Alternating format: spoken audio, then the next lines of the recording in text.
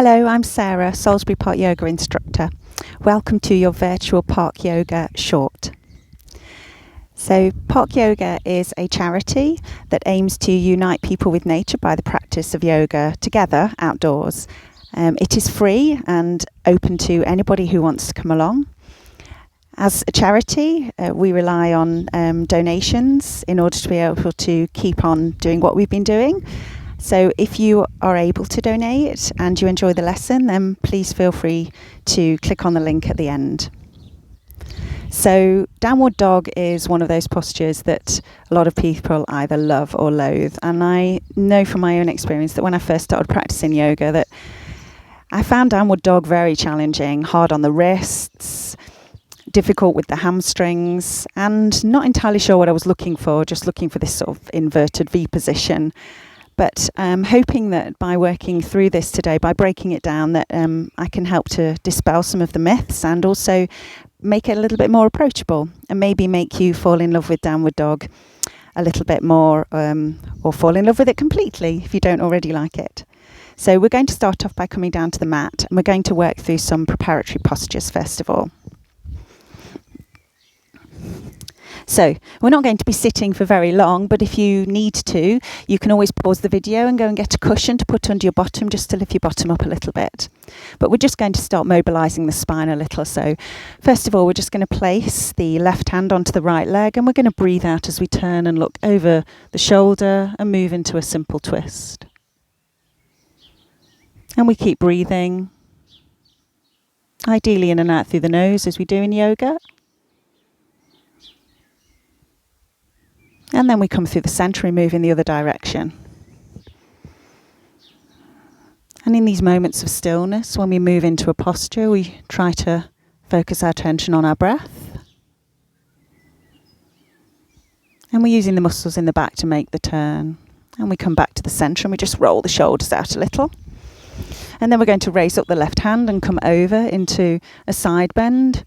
So we're keeping the left sit bone firmly planted down onto the mat. Try to keep the shoulder nice and relaxed and just feel some opening through the side of the body and then come back through, place that hand down, raise the other hand and come over in the other direction. And back to the centre and roll the shoulders again.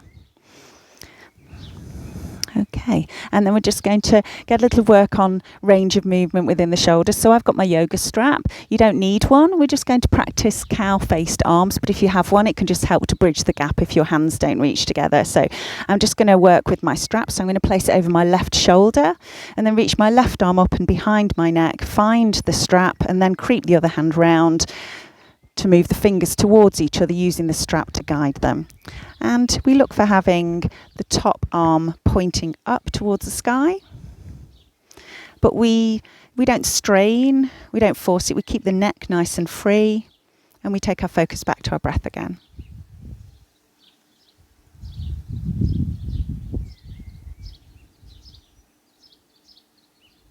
And then we release that and we just roll the shoulders again. And you can do some big circles, moving the elbows, or smaller, see what feels right for you. Okay, and then we're just going to move on to the other side. So I'm going to move the strap to the other shoulder, raise up the arm, find the end of the strap behind my neck, and then move the other hand round and move the fingertips towards each other. Now, you'll probably find that one side feels easier than the other. And I have a theory that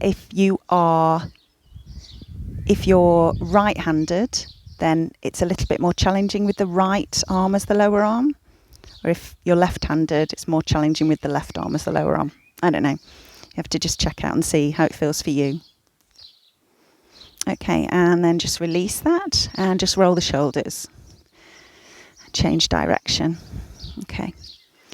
And then you're just going to link your fingers together, arms in front of you. We want them straight, but not rigidly locked. And we're going to move the hands above the head. And we're going to see if we can bring the arms up alongside the ears. You may not be able to. It depends on your shoulders. And some of the ability of this will be just your anatomy.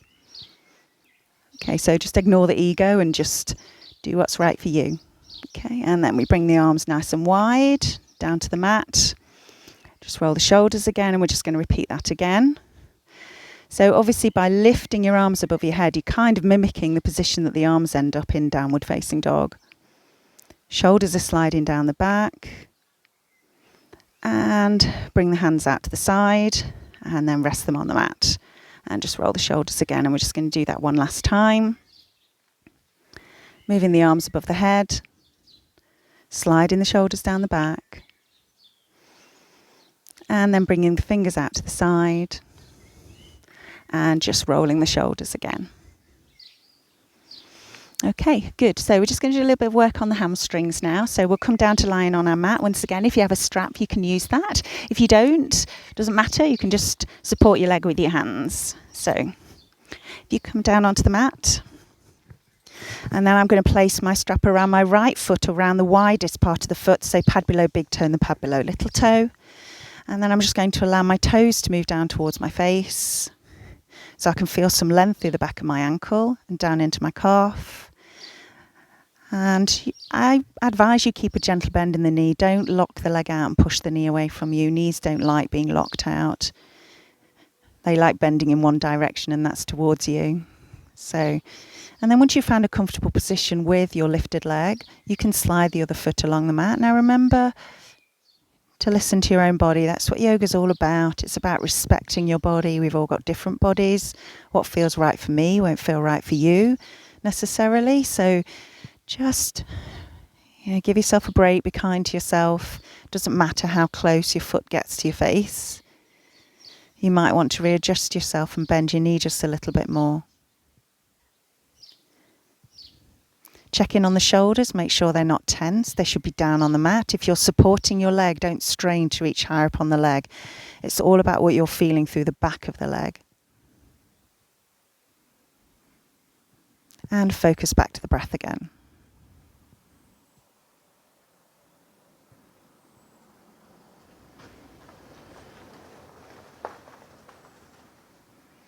Okay, and then you're going to bring that that knee in towards your chest. Wrap the hands either around the back of the thigh or the shin and just push through the heel that's down onto the mat. And then take your strap and place it around the other foot. Keep the foot that's down on the mat for the moment. Don't straighten that leg out. Just take some time to listen to your body, listen to your leg, listen to what you're feeling through the back of that lifted leg. Allow the face. Keep a gentle bend in the knee. And then once you've found that lifted position for the vertical leg that's right for you, you can slide the other foot along the mat and try and get that leg all the way down onto the mat. And what you'll probably notice is your lifted leg moves away from you a little bit. Mine certainly does. And then maybe you just readjust your position again. If you don't get the lower leg down onto the mat, you're not getting the most out of the opening of the front of the hip on that side. Shoulders relaxed. We're not pulling. We're just holding the strap and supporting the leg. And focus back to the breath again.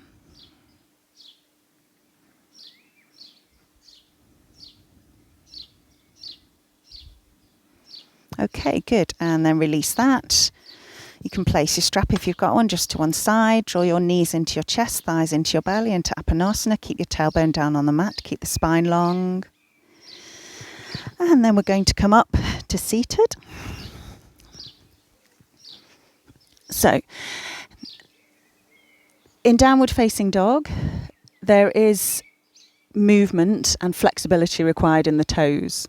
So we're just going to do a little bit of work on that. So this can be really quite uncomfortable for some people. It depends on how tight you are across the bottom of the foot. I've been practicing this for quite a while now, so it's got more tolerable for me, but I know that one foot definitely finds it much more uncomfortable than the other. So really just listen to yourself, and you can use your hands to support yourself. So that's what we're going to do. We're going to start off with the hands on the mat, and then we're going to place the toes on the mat and move the bottom back towards the heels. So this may be enough for you.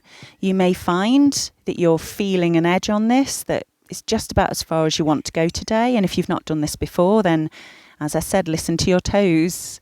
Don't push it too far.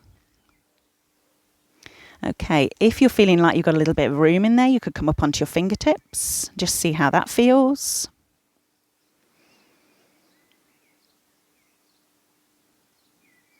And then if that feels okay, you could even take your hands off the mat and move your bottom back towards your heels.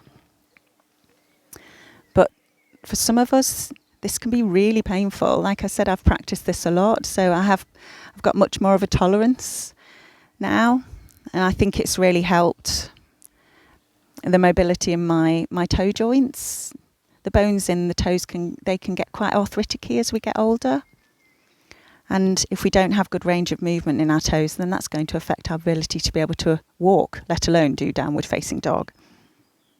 So you just stay here as long as is right for you. And if I've already been too long, then you come back out, place your hands down on the mat and either stay there for a moment or release. Now, as you release, move your bottom away from your heels and gently unwind your toes. And you're just going to want to ease them backwards and forwards. Be gentle with yourself, okay? Give the toes a wiggle.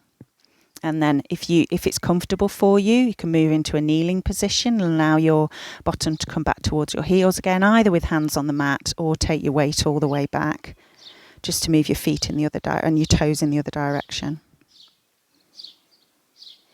Okay, so we're going to do that again. So hands onto the mat, toes on the mat. And then you can either stay with your hands onto the mat or come up onto your fingers or your knuckles. Or if that's okay for you, you can move your bottom back towards your heels. And you'll be taking weight through your heels. So please do not stay here if it doesn't feel right for you. If you want to get better at this, then with practice, you definitely will do.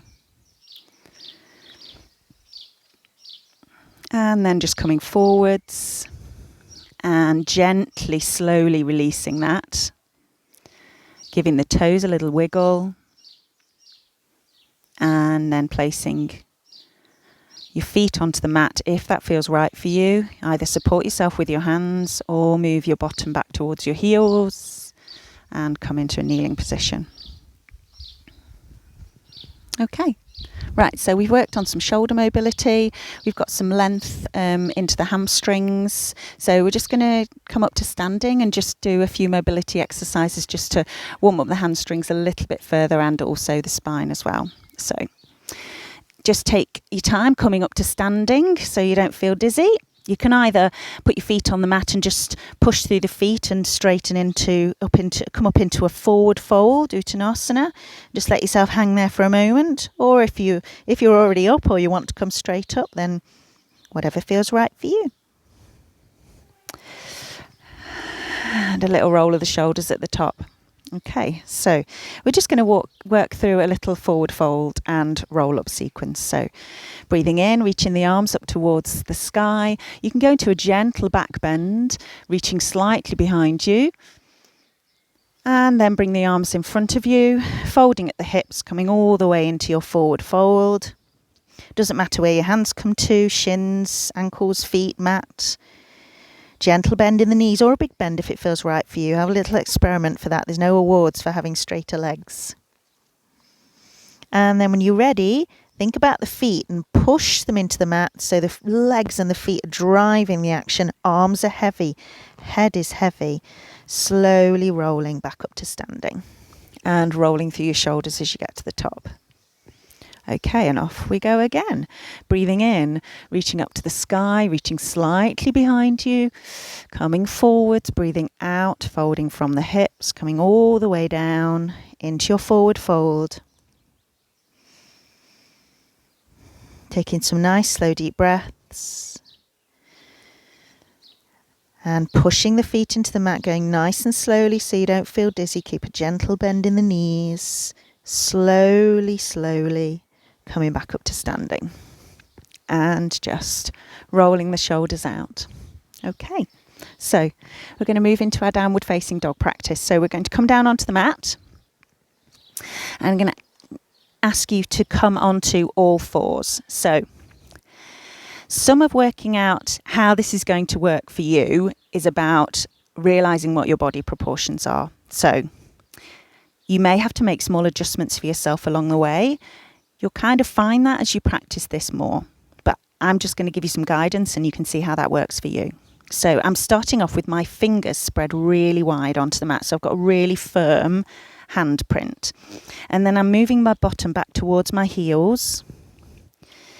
My arms are strong but not rigidly straight. My shoulders are relaxed. And then I place my toes onto the mat. And then what I'm going to do is push through my heels.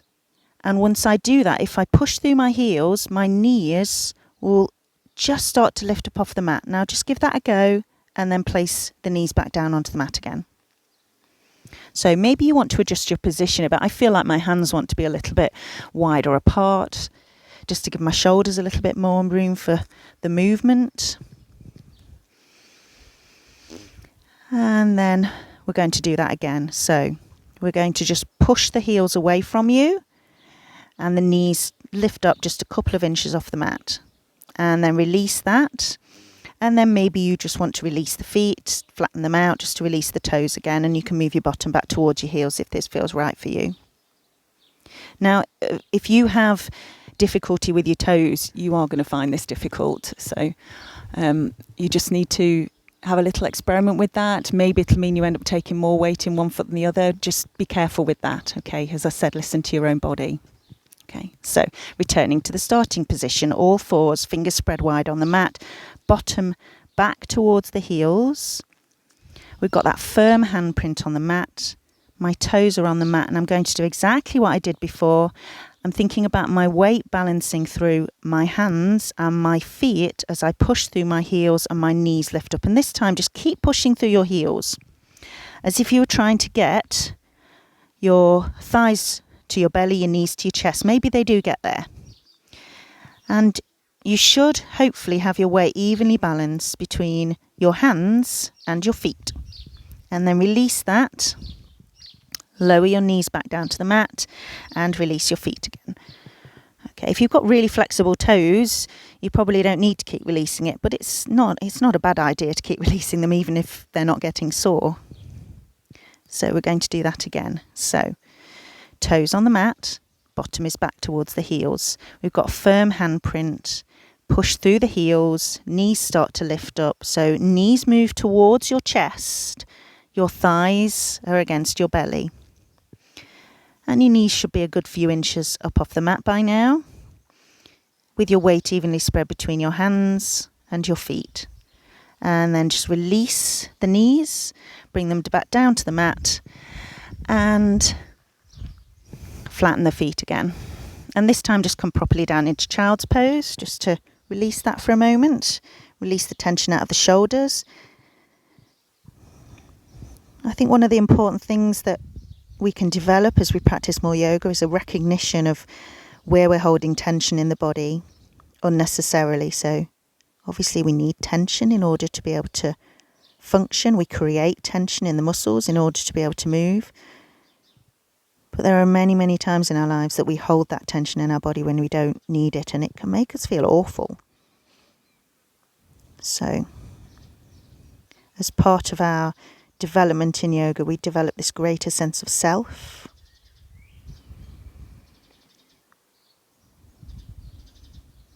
And that's got to make us feel better. So hands onto the mat again. If you want to, you can come to all fours just to find that. Toes on the mat again. Now, we're going to do exactly the same as we did before. And if you want to watch, rather than follow what I'm saying, if you want to watch this one, just so you get a good idea as to where we're going with this, then you might just want to sit for a moment rather than taking part at the same time, because you can't watch and do it at the same time.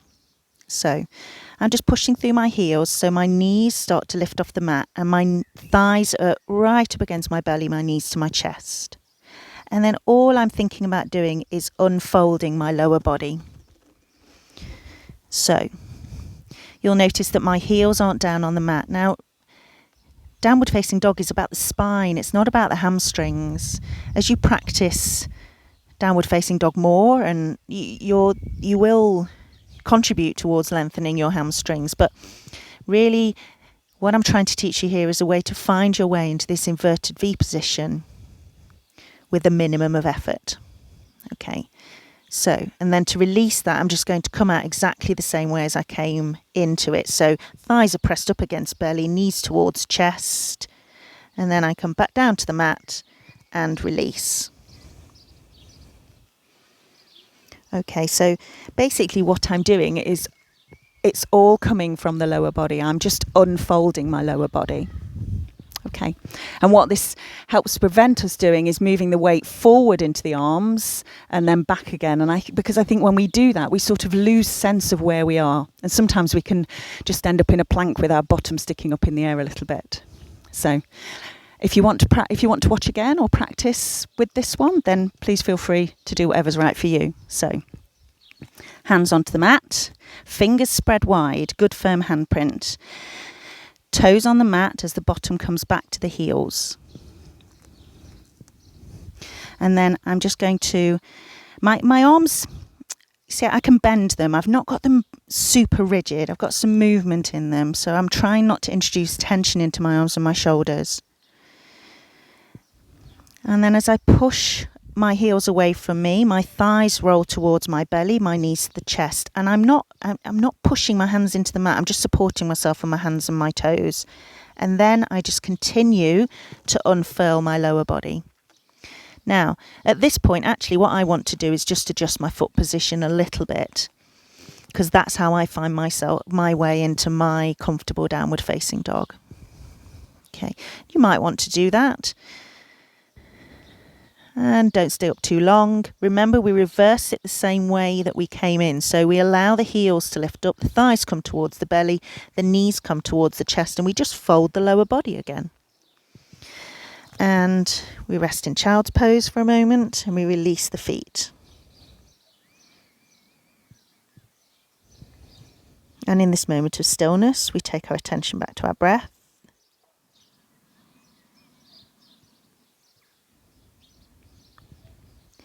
And then we're going to practice that again. So maybe you're kind of getting a sense that you would like your hands a little bit further forward. Depends on how long your arms, legs and trunk are.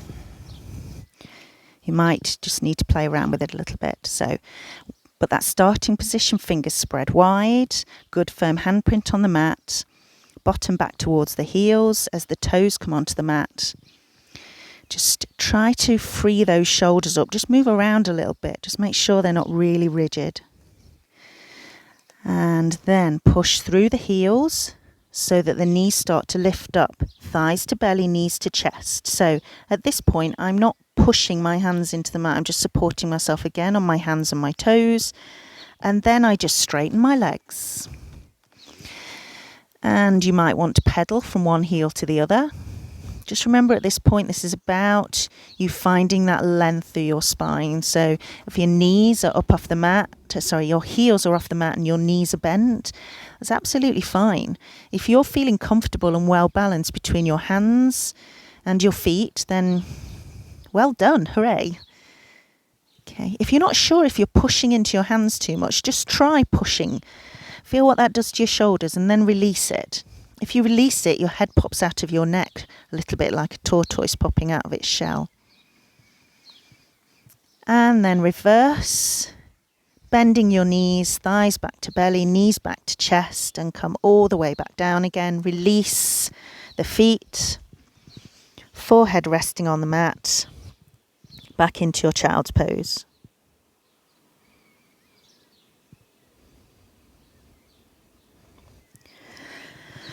Okay, so let's do that one more time. Last time today. So,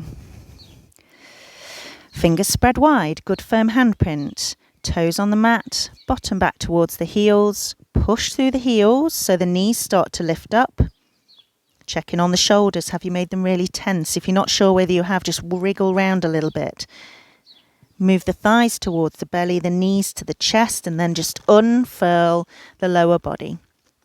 And maybe like me, you feel like you want to just move your feet a little bit. Maybe you want to step from heel to heel.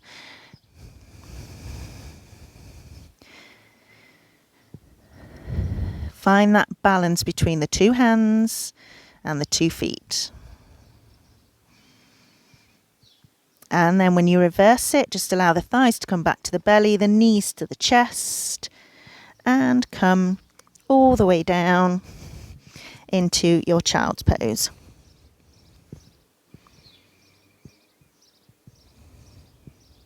Focus back to the breath. Let the weight of the arms relax into the mat.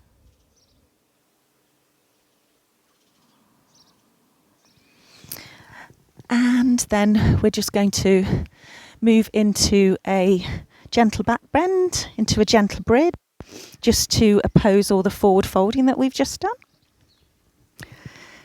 So feet on the mat, arms relaxed at the side of the body, or resting on your belly, whatever feels right for you. And then just push the feet into the mat and allow the back to start to peel up off the mat. And we're not looking for your most extreme bridge ever. We're just looking to open out through the front of the hips. So just pushing the feet into the mat. Check your shoulders haven't got tense. Your glutes will probably kick in as you get to the top of your bridge.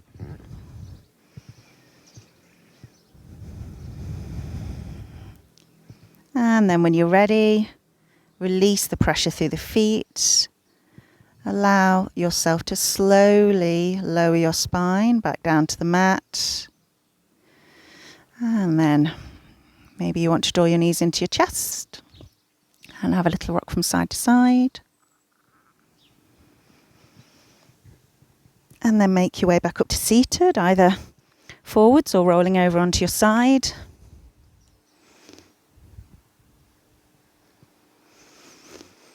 There you go, well done. I hope you enjoyed that. I hope you felt you got something out of it. I hope to see you again. Namaste.